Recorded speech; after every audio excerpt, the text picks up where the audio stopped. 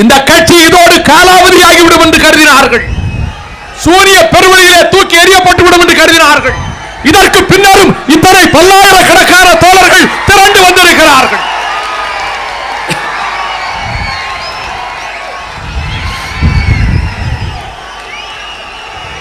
இது திரட்டப்பட்ட கூட்டம் அல்ல. குவார்ட்டரும் பிரியாணியும் கொடுத்து கூட்டி வரப்பட்ட கூட்டம் அல்ல. இது கொள்கைக்காக இருக்கிற கூட்டம், லட்சியத்துக்காக இருக்கிற கூட்டம், தாய் தமிழகத்தினுடைய உரிமைக்காக போராடுகிற கூட்டம், தரணிவாழ் தமிழர்களுடைய கண்ணீரை துடைப்பதற்கு சங்கராலம் செய்கிற கூட்டம். எங்களுக்கு தோல்வி இல்லை.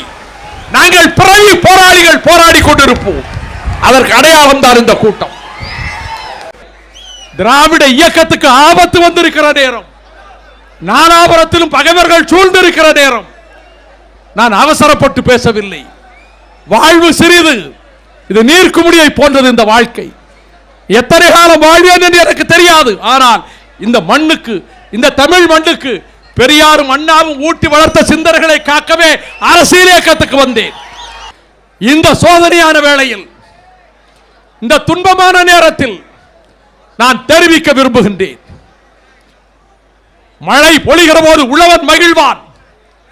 கார்மேகங்கள் திரளுகிற போது, மின்னல் பாய்கிற போது, நெடுவானத்திலே மின்னல்கள் பளிச்சிடுகிற போது, இடி இடிக்கிற போது, இடியோசை கேட்கிற போது, மழை கொட்டுகிற போது உழவனுடைய உள்ளம் களிப்புறும். புதுமண பெண் தலை சாய்ந்து நிற்பதை போல கதிர்கள் குலுங்குகிற காட்சியை கண்டு புலகாங்கிதம் அடைவான். ஆனால் இரவோடு இரவாக கள்வர்கள் அதை கவர்ந்து கொண்டு போய்விட்டால், களத்து மேட்டுக்கும் களஞ்சியத்துக்கும் அந்த தானியங்கள் வராவிட்டால் அவன் உள்ளம் எப்படி வெதும்புமோ அப்படி என் தோழர்கள் விரும்பி இருக்கிறார்கள்.